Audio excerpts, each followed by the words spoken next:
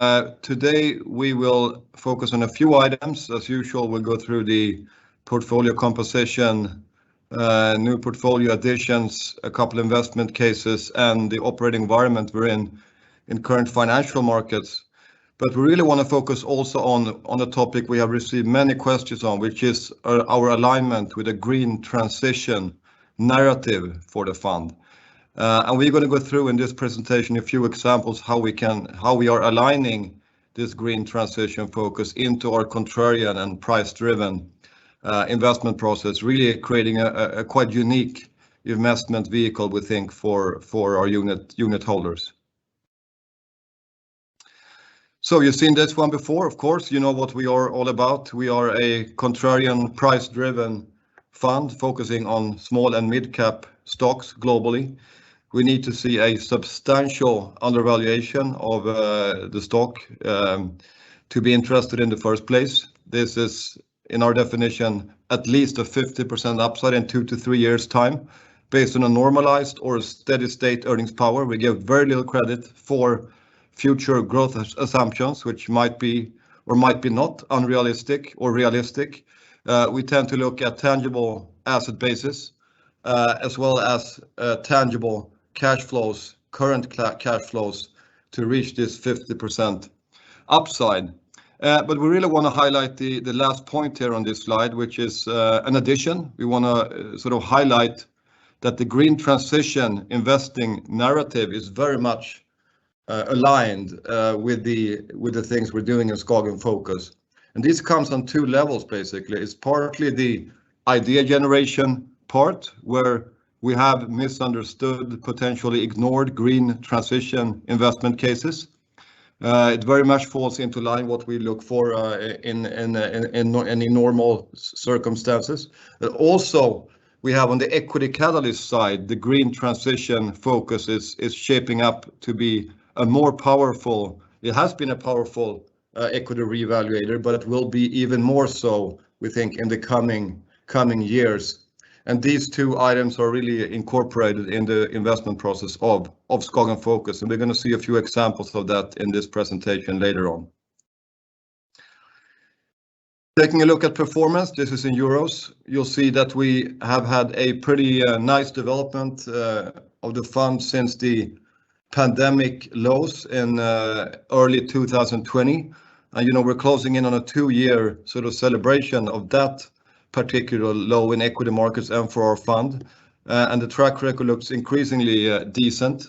The fund has almost more than doubled actually in euro terms since that particular point in time, versus a MSCI all country world return of 64%. The value index consisting, of course, of cheaper assets, not as cheap as SKAGEN Focus, by the way. We have a much cheaper portfolio and a much more limited investment universe than this value index, still lagging SKAGEN Focus in a very distinctive manner, actually. So we're quite proud of having put the value index behind us to this sort of magnitude over these soon 2 years.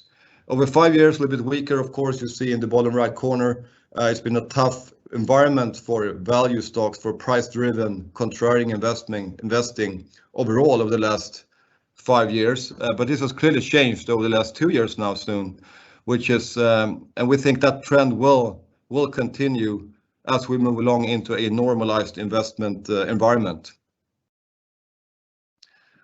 And we have to apologize for using these words, but we could not help ourselves in terms of Disneyland. What are we actually living? Well, we call it Disneyland. Disneyland is a playground for investors, basically, which are enjoying extremely low interest rates, an extreme stimulus from central banks, and a lot of weird observations can be made in today's financial markets. We're going to take a look at exactly how weird on the next slide.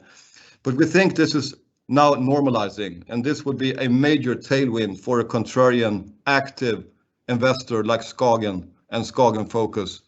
You'll see inflation running at an uncomfortably high rate for central banks. That means tapering is coming. We're going to see a slower pace of bond buying from central banks. That has already started in New Zealand, Australia, the US coming on stream now. And you'll see that short rates are going to move higher. You're going to see interest rates hikes across a number of geographies in the next year. This has also already started in Eastern Europe and in other parts of the world, Korea, for instance. So we're looking at this investment environment. I think this is going to be a more normalized investment environment where above average free cash flow yields in the near term would be rewarded. And that's exactly where SKAGEN Focus is positioned. So this might be a very interesting next few years, we think, for the financial markets and for our fund. And taking a look at what exactly is the status in Disneyland currently? Well, you'll see that 73 stocks out of these 500 stocks in S&P 500 are trading above 10 times sales. This is not 10 times earnings, which is the usual number you're looking at as an investor. This is 10 times sales. Many of these companies are also solidly positioned in the top 10 or top 20 department of S&P 500, being mostly tech stocks or mega cap tech stocks, of course. You see that this number was 40 back in the day in the year 2000. So this is an extreme number, an extreme reading, of course, being sort of almost manipulated higher by these low rates that we've now seen for so many years. Also, we can observe that 85% on the US high yield market, this is high yield, you should be very good compensated for carrying these credit instruments, are yielding below the current US CPI run rate, which is clearly something that is very strange and has never, what we think, has happened before in history. So this needs to be normalized in some way, and that day is going to come, of course. We look forward to it because that's going to be very good news for contrarian active investors like ourselves. So we looked at this picture before. We want to show you how we as contrarians are, we think, skilled at identifying many different phenomena in global equity markets. For instance, misunderstood, forgotten or ignored, assets trading with unwarranted market perception, some sort of cloud hanging over the stock which is not warranted. You'll see that this is very much aligned with a green transition focus. For instance, misunderstood. We think a misunderstood green investment opportunity lies in companies which maybe today are not great at ESG or social investing or environmental questions, but have the potential to be quite good in a number of years or even be really good. And we think the cement sector is the perfect sector to mention here. And there are a few champions here which we think is going to really stand out from the crowd. We hold one of them in the fund. We're going to take a look at that name later. You'll see unwarranted market perceptions. We think basically the whole metals and mining space is plagued by a perception of being bad for the environment or bad ESG, basically. That is not the case. Copper, nickel, lithium, you all need it to transform the world into an electrified environment and basically moving the world forward to a greener place. And we think that the mining space has really been neglected in terms of the ESG side. The world is really moving from becoming energy dependent, fossil fuels, to metals dependent.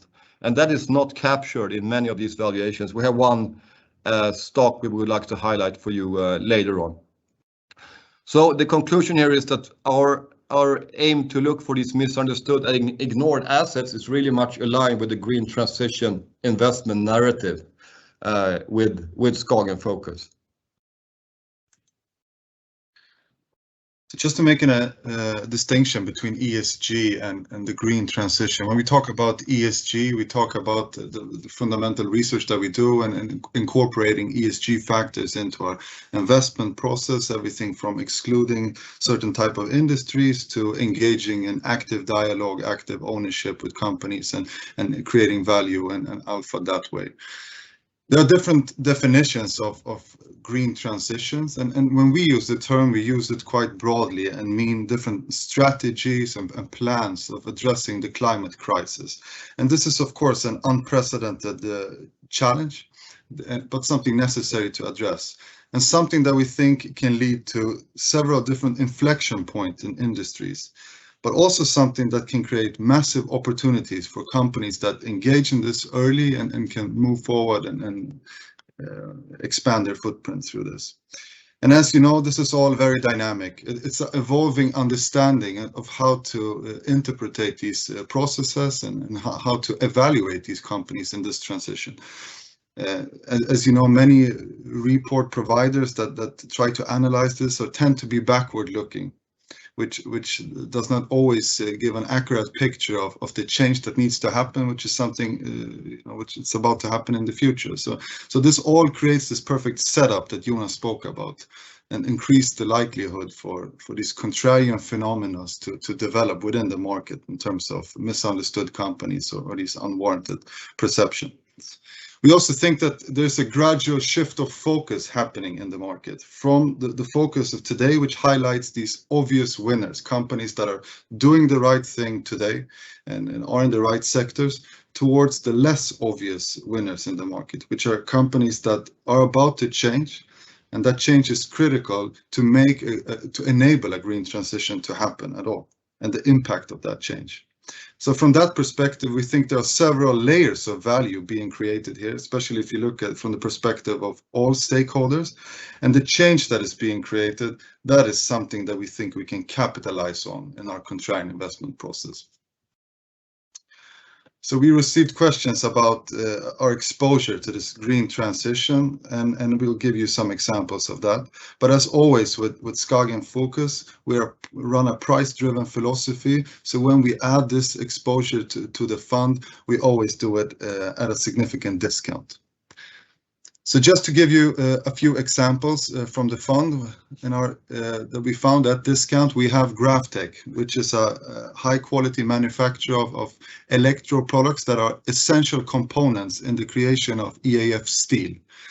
This is a well-capitalized company generating very high levels of free cash flow and strong balance sheet, but they're also exposed to EAF steel, which produces much less carbon emissions in the production process. So very attractive position there and critical to enable this transition to happen within that industry. Then of course we have Edholm mines, the copper producer, copper which is an essential metal that we need to enable a green transition. They have some of the world's most attractive copper assets in their possession, but they also are a tier 1 carbon footprint in terms of their Kamoa-Kakula asset, and they actually made a commitment to be the first net zero copper producer in the world, which is quite impressive in itself. And here I just want to highlight that Robert Friedland, the founder and chairman of this company, will participate in our New Year's conference, so we really look forward to that. But then we also have Cementir, which is an Italian listed company, but that operates in the Nordics and primarily the Nordics and Belgium. It's an undervalued cement producer with a margin expansion potential, we think, and it trades at significant undervaluation. But this is also a company that operates in an industry which is high emitting, and they stand out today by being a high emitter if you compare them to peers. But they have made significant investments in terms of their production process and are now rolling out facilities that enable 30% less emissions in their production process. And also starting the next year in Denmark, they have a carbon capture facility that they're participating in, which will be groundbreaking in terms of this industry and something that we think will propel them in terms of emission levels compared to peers, which will be a competitive advantage going forward and something that we think will add value. So you have 3 examples from the fund, how we are exposed to a green transition and how we can find these investment ideas at a significant discount and add them to the fund. If we then move over to some of the major adjustments we have done to the portfolio since our last update, we have added Vitesco, which is a spin-off from Continental. It's a powertrain supplier trading at very attractive valuations. We have also added Textainer, which is a container leasing company. And as most of you probably have noticed, the rates for container leasing right now are at extremely high levels. And this is something that the company has definitely benefited from, not only in the short term, But this is where we see a big misunderstanding in the market, because they have been able to reprice a very large part of their book at much more attractive prices. And on top of that, they have been able to extend the duration, which makes them to cement profitability for a much longer time period going forward, and makes this company into a much less cyclical company. So very attractive position and catalyst there, we think. We have also increased our position in Panasonic. We'll go through that case later, and Cascades as well. We have added to Canfor Pulp, which has improved its operating environment has improved significantly. They've also got a new CFO, and we think that there's some good potential for structural changes going forward. We have closed our position in food retailer Albertsson at price target. We have closed Raiffeisen Bank at price target after a significant run.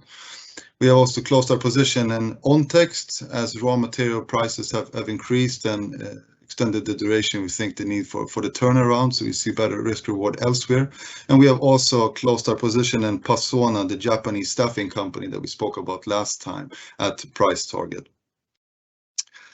We have also decided to scale down our exposure in Fortuna Silver Mine and Ubisoft. Both of these companies we think offer long-term value, but they have different short-term overhangs on both of these stocks that we'll go through a little bit later, but that we think decreases the risk reward in the short term. So we have scaled back those positions and but see long-term value. So looking at the contributions from the different portfolio companies this year, you'll see that Edholm Mines, for the third year in a row, actually is the best performing, best contributing company in the portfolio. You know, we bought this asset back in 2018 at approximately 2.5 Canadian dollars. Now we're seeing the stock trading at 10 Canadian dollars, and we still see solid upside. It's still a major position in the fund, about 4% of the fund. We managed to buy Albertsons when they came public in the mid of last year, seeing a huge discount to Kroger and other operators of similar character. The stock eventually doubled, and now we have sold out at our price target. We received a takeover offer for Roxgold. Fortuna Silver did buy them in stock, and the Roxgold, of course, one of the better performers this year. However, we managed to sell only half our position in that bid, and sitting with Fortuna Silver this year has not been such an enjoyable ride. It's been one of the worst performers, if not the worst, this year. It's having short-term issues on some of their mines, and we have scaled down that position quite dramatically. It's only 50 basis points in the portfolio right now.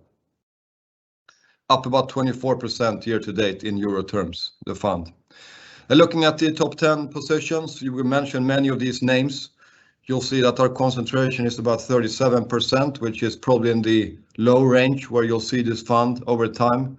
At attractive price points, we will, of course, increase these positions as we always do with our positions. You'll see that the upside to our weighted price target in the portfolio is it's about 50%, or actually a bit higher than 50%. And this is really something that comes from the fact that we have a very fresh exposure in the fund. We have managed to sell many assets at price target over the last year and replace them with new assets that have a 50% at least upside. And this is, of course, our main job at the fund, to keep this upside fresh for our unit holders. You're seeing more than half of the positions in the fund are initiated less than one year ago. We currently sit at 84% small and mid cap, and this can also vary over time as we find value in different segments of the global equity market. So I thought we go through an investment case. We have time for that. So we're going to take a look at Panasonic, which is one of the larger positions in the fund. It's about 4.5% of the fund.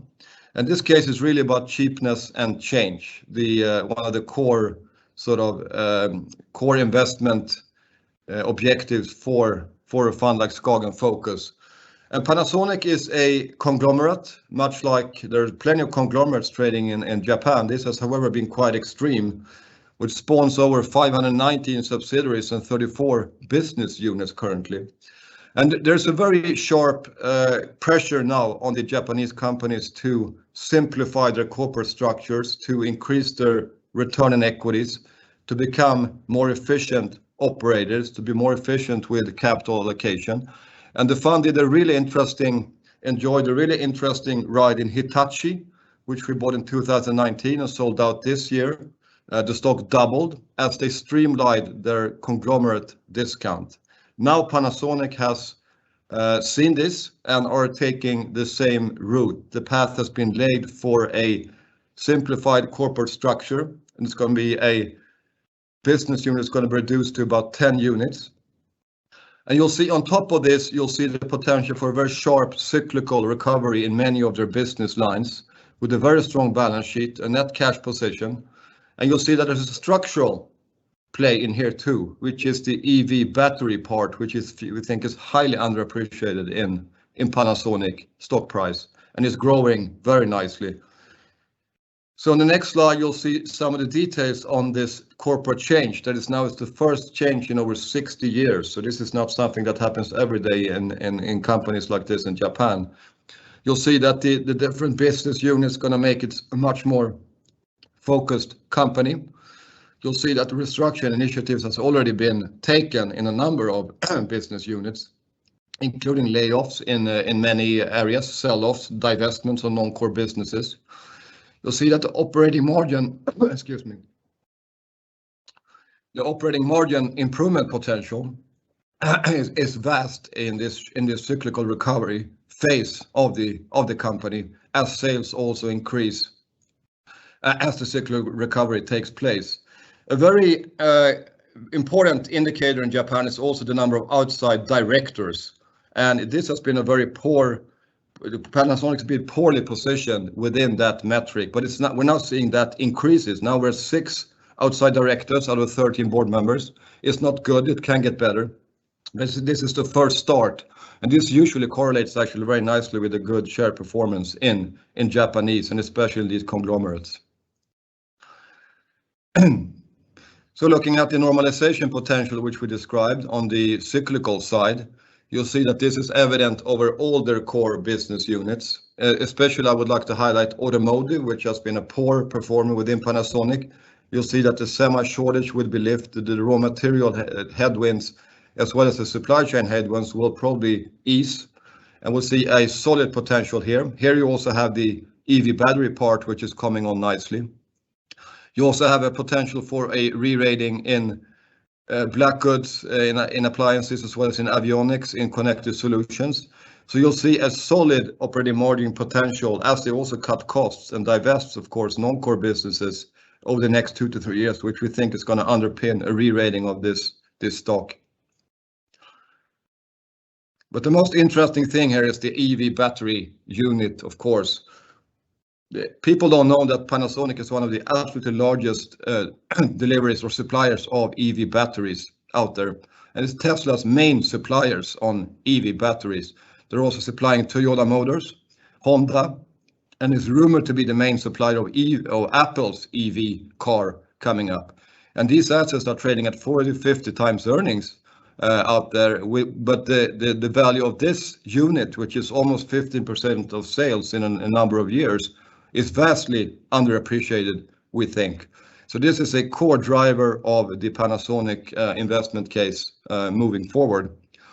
So the valuation we look at, as we have described for you, the normalized earnings power in each of these segments with a over the cycle multiple, and that gets us to about a 60% upside in the Panasonic share price, trading roughly 1 times book, 10 times forward PE.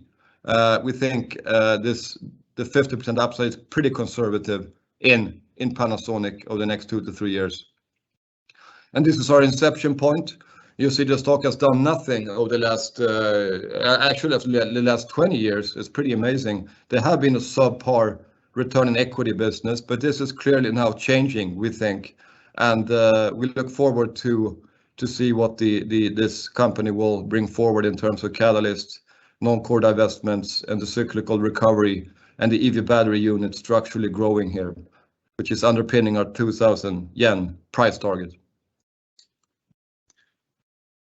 Right, so I still think we have a couple of minutes, so just run through another investment case in the fund, a position that we recently have added to our top 10 positions. Cascades has been in the fund for some time, but it's one of these stories where we have continued to do research and found that there are several ways to win, several ways to lead a re-rating in this name, which of course then adds to our conviction, and we have then taking it up to our top 10 position, one of the largest positions in the fund, actually. So Cascades is an uncovered gem in the circular economy. You soon see why. This is a small cap listed in Canada. It's the founding family founded the company 50 years ago. They're still active in the company and still own a large portion of it. They're active in packaging solutions, but also in tissue and papers. And they had, through these segments, different type of exposures, of course, to the pandemic. In the beginning, the tissue and papers benefited as people were shopping quite a lot and buffering up at home. And packaging solutions have, of course, benefited from the growing e-commerce that have been propelled through the pandemic. But during the pandemic, tissue and papers has suffered, of course, as away from home, as they call it, the segment that is exposed to restaurants and so forth has taken a hit as there's been a decrease in demand. But Cascades also stands out. It started as a recycling company, a paper collector from reused papers, and this still very much gives them a unique profile. And this is where the circular economy angle comes in. Over 85% of their input in productions is derived from recycled material. And this is something that the company does themselves and using the production process. They have been selected number 17 of Global 100 Corporate Knights just because of this. And it's of course a very high distinction to get, we think, is something that is not reflected in this name, which still is very much under the radar for most investors. If you look at the history of Cascades, they've been through quite a ride, I would say. If you look at the top chart, you see that they have made quite some development when it comes to profitability and also been able to grow their sales. If you look at 2010, since that point, in 2013, there came a new management on board. They have divested non-core assets, started that process, and through that optimized the business into a better profitability. But also from 2012 to 13, the company was quite highly levered.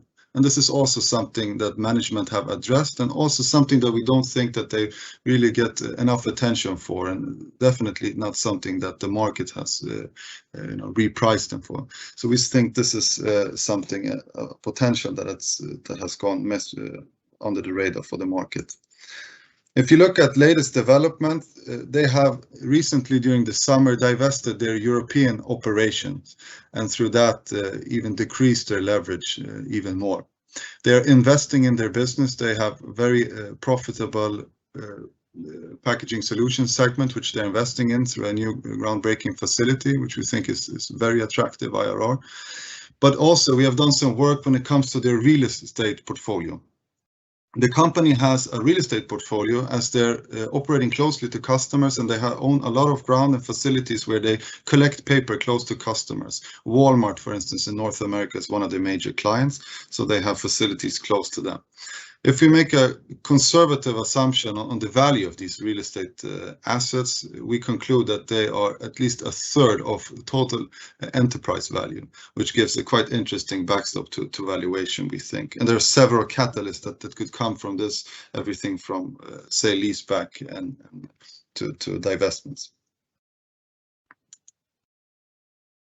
We also think that there's an interesting angle in a potential separation between these two units, because if you look a little bit more closely, this is still a small company operating in quite fragmented industries. And especially with experience from the Nordics, if you take a look at the tissue segment, this has been much more consolidated than what is the case in North America. So we believe that there's quite a big potential for consolidation here. If you look at the packaging solutions, we have very attractive profitability and something that the market is not really seeing in this combined unit. So we think if this could be separated, this could also lead to a re-rating potential for this company. Something which is evident if you take a look at the sum of the part valuation here, where we see a potential of the stock actually doubling using quite conservative assumptions. So there are a lot of catalysts that could support a re-rating for Cascades. You have the real estate backstop, you have, of course, recovery in the tissue segment, you have a potential separation, say leasebacks of assets and so forth, to not speak about capital allocation that could be enhanced by management. So very attractive position, we think, and something that has been added to one of the top 10, one of the largest positions in the fund currently. So just to sum up, we have shown you that we have a unique combination, we think, of being contrarian, price-driven, and with a very natural building block in green transition investments.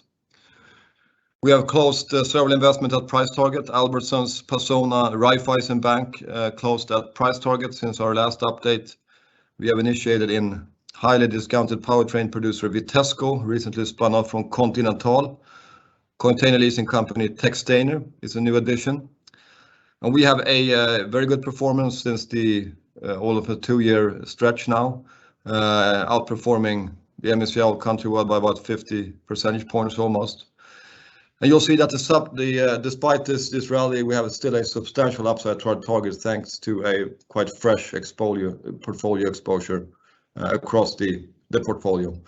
So we'll stop there, and maybe if there's questions, Ole Christian.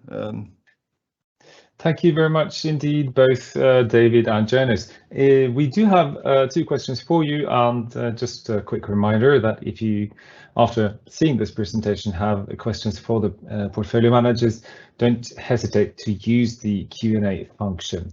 But now, the questions. The first one is, with Ivanhoe Mines now that they have become a production company, what production or copper market factors will influence you to reduce your position?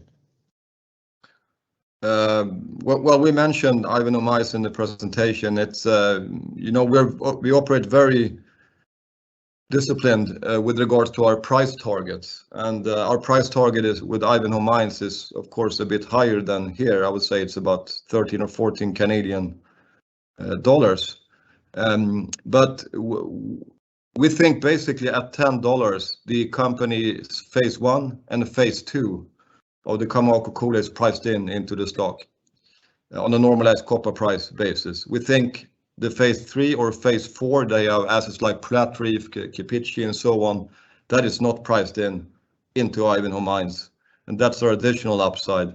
So that's how we look at it, but we would scale down as we move higher towards our price target in Ivanhoe Mines. I don't know if you want to add something there, David, but that's basically all. Yeah, yeah. I mean, Ivanhoe, as you said before, has been in the portfolio for quite some time, and I would say that throughout this time, there's also been a de-risk of the investment case to a large extent. I mean, they delivered production beyond many people's imagination in terms of speed and how they dealt with the environment there in a very impressive way, I think. And as you say, phase 1 and phase 2 might be priced in at this level. It's also worth to highlight that Ivanhoe Mines, they have a partial ownership in the Kamoa-Kakula asset, which is the copper asset that came into production now. But they also own 100% of the rights to land, Western Foreland, that sits very close to the Kamoa-Kakula asset.